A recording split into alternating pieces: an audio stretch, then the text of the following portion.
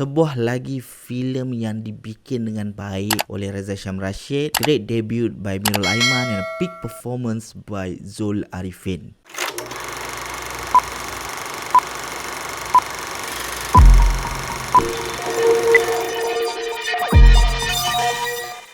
Assalamualaikum dan selamat datang ke YouTube channel Mak Don. Sekali lagi dengan aku Mak Don, dan hari ini kita nak sembang tentang sebuah filem baru yang sedang ditayangkan di program bertajuk Tarung Unforgiven. Filem ni diarahkan oleh Reza Sham Rashid, pengarah yang sama yang bikin filem Kaha Kapla High Council. Diterajui oleh barisan pelakon yang bagus seperti Eddie Ashraf, Mirul Aiman, Amir Annaf, Brom Palari, Zul Arifin, Sharifah Sakinah, Azira Syafinas, Ubay Amir dan ramai lagi. Filem ni berkisarkan tentang Hatta, seorang protege silat yang nekat tidak mahu masuk ke gelanggang akibat kisah silamnya. Namun keadaan berubah apabila Hatta terpaksa bertarung demi mendapatkan wang yang cukup untuk rawatan kakaknya. Dalam usaha tersebut, beliau terpaksa berhadapan dengan kisah silamnya kembali. So nak tahu apa yang jadi, yang tu hampa kena pergi tonton dulu mak dekat program. Seriously pergi tonton dulu dan baru balik ke review ni, sebab aku probably akan spoil a little bit about this film, sebab aku tak rasa aku boleh explain apa yang boleh diperbaiki tanpa refer to another thing. Dan aku takut hampa rasa macam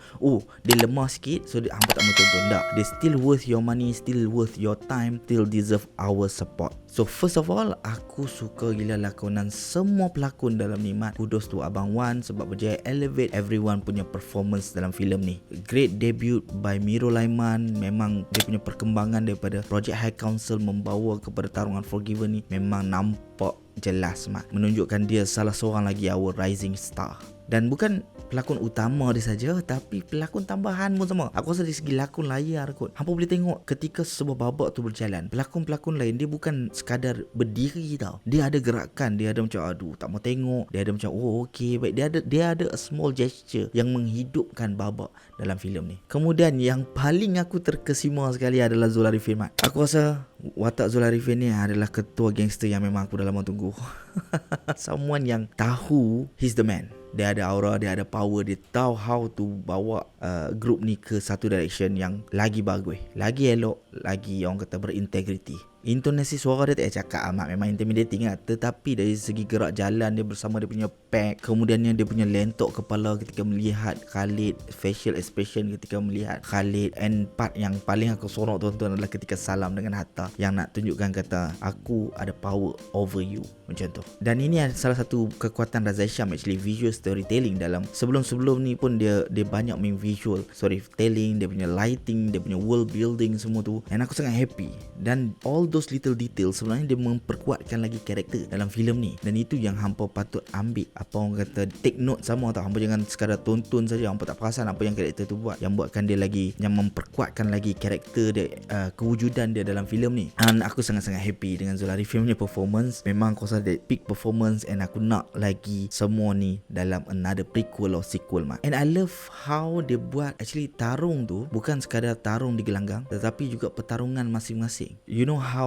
Sharifah Sakinah dia bertarung untuk kesihatan dia, untuk mendapatkan adik dia yang lama balik. Mirul Aiman dia bertarung untuk kakak dia balik. Eddie Ashraf bertarung untuk abang dia balik, menebus balik maruah abang dia. Bukan maruah, menebus balik apa yang berlaku dekat abang dia lah kira. Bertarung demi cinta, demi keluarga, demi diri sendiri. Semua itulah, semua orang ada pertarungan masing-masing demi kuasa, demi tahta dan sebagainya. Oh, and tadi bila aku cakap pasal little details juga, bukan sahaja watak Zul Arifin ni nak tunjuk kata Zul Arifin ni memang kuat. Actually watak Khalid pun dia ada tunjukkan yang Khalid ni actually dia weak. Dia percaturan dia salah langkah, tahu. Sampaikan dalam filem ni senjata makan tuan 2 kali. Adik wah hampa kena tonton sendiri ya. Hampa tengok dia punya cerut tu kan, yang dia potong cerut tu. Nanti apa akan nampak lah kalau hampa tonton filem ni, kenapa benda tu makan dia balik. And aku suka fighting sequence dalam ni mat. Fighting sequence dia led by Defenders, team yang sama koreograf untuk Blood Brothers. So hampa boleh tahu lah kualiti dia mat. Memang betul-betul yang kata bagi feel cantik. Dia tak cacah mabar dengan editing lepa, dengan runut bunyi, sound effect semua dimasukkan, memang top notch. Aku happy tonton setiap babak fighting dalam filem Tarung ni, sebab dia bukan sekadar koreograf, tetapi dia ditemani pula dengan runut bunyi dan sound design yang memang well craft mat. Buatkan babak-babak tu melekat. Runut bunyi dia tak cakap lah, dia punya soundtrack dia memang bila dia bawa kita masuk ke dunia underworld, dia bagi satu eerie punya feelings tu. Kemudian dia bawa naik ke dunia atas tu balik, dunia drama tu balik, dia dah bawa kita ke ke feeling yang lain pula. So benda-benda tu memberikan impact yang lebih mendalam kepada penonton, and aku sangat suka. Cuma kalau nak dikomparekan music score antara karya Reza Sham ni, Tarung dengan Kahar, sebenarnya aku rasa Kahar lagi goosebump. Aku tak tahu pasal tapi Kahar aku rasa lagi goosebump. Dan aku ada baca ramai orang yang macam tak ada plot twist lah, tak menarik. Bukan semua filem kena ada plot twist mah. And kita kena tahu bezakan plot twist dan plot thickens. Kalau semua filem ada plot twist, then jenuh writer nak kena fikir amat. Dia tak semestinya semua benda kena ada plot twist. Even aku rasa John Wick pun tak ada plot twist. John Wick tu pasal dia balas dendam ya. Dia balas dendam, dia nak sampai ke puncak tu, tapi kita follow sebab kita nak pay off kat ujung tu. You know, kesusahan dia lawan one by one naik atas semua tu sampai ke penghujung dia nak jumpa ketua tu. So apa yang dia buat, bagaimana dia buat, itu yang kita nak tonton. Sama juga dengan filem Tarung ni. Kita tahu Hatta nak berjuang, tapi macam mana dia nak berjuang tu? Adakah kat hujung tu dia menang ke tak? Sebab dekat hujung tu dia bukan sekadar nak selamatkan kakak dia, tapi juga dia nak selamatkan hubungan dia dan Isa, kawan baik dia. So konflik tu yang terjadi pada awal tu pay off dia dekat hujung. So janganlah hampa rate filem tu rendah hanya kerana tak ada plot twist. Nonsense lah. Nonsense sangat-sangat. So semua benda yang aku cakap tadi adalah benda-benda yang aku sangat happy menonton filem Tarung ni. Cuma benda yang boleh diperbaiki adalah dari segi penulisan dia, Mat. Aku rasa penulisan dia kena perketatkan lagi.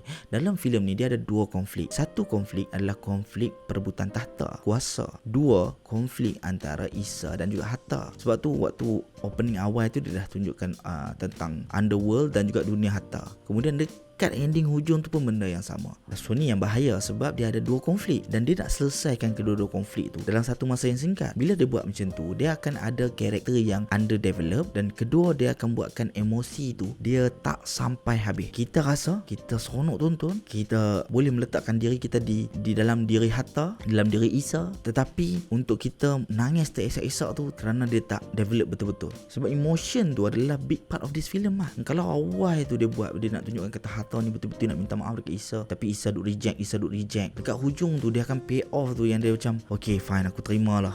Dia dah macam okay lah, aku faham. And aku nak bagi satu contoh sebab filem ni memang di penghujung tu dia ambil reference daripada satu filem ni, iaitu tajuk Warrior, lakonan Tom Hardy dan juga Joel Edgerton. Kalau hang tonton filem Warrior tu dan hang tonton filem Tarung, hang akan tahu kenapa dekat Warrior feeling dia lebih sampai, dekat Tarung ni dia kurang. Sebab konflik dia tu. Konflik Warrior ni dia dah jelas papa daripada awal dan dia main benda tu je sampai ke hujung. That's why dekat pay off tu dia meruntun jiwa sikit. Dekat Tarung ni sebab ada dua konflik, tu yang macam dalam masa yang singkat pula dia jadi underdeveloped. Kerana di penghujung tu dia punya pay off tu sangat-sangat besar tu. Dia tak maafkan kawan tu dah 10 tahun dah. 10 tahun dia simpan dendam tu. Benda tu besar tu. Hang nak maafkan someone dekat hujung tu take a bit hard, take something yang memanglah kalian rasa macam okay lah, part of me juga bersalah kerana tak menerima takdir. Things like that.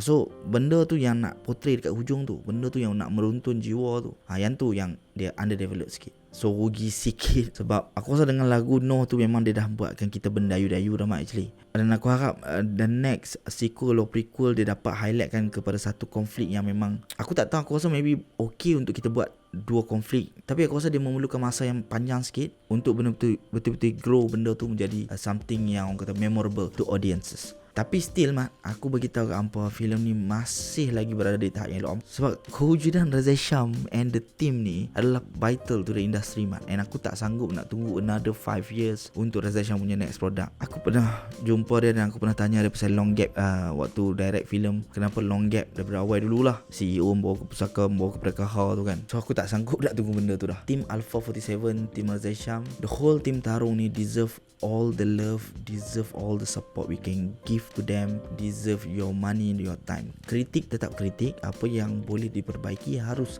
kita perjelaskan dari segi pandangan kita, tetapi janganlah ajak orang tak pergi tonton sebab memang mengarut nonsense that one.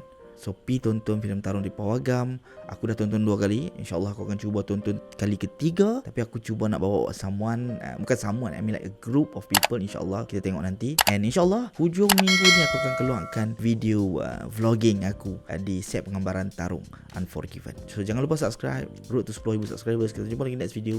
Thank you for watching. Bye bye.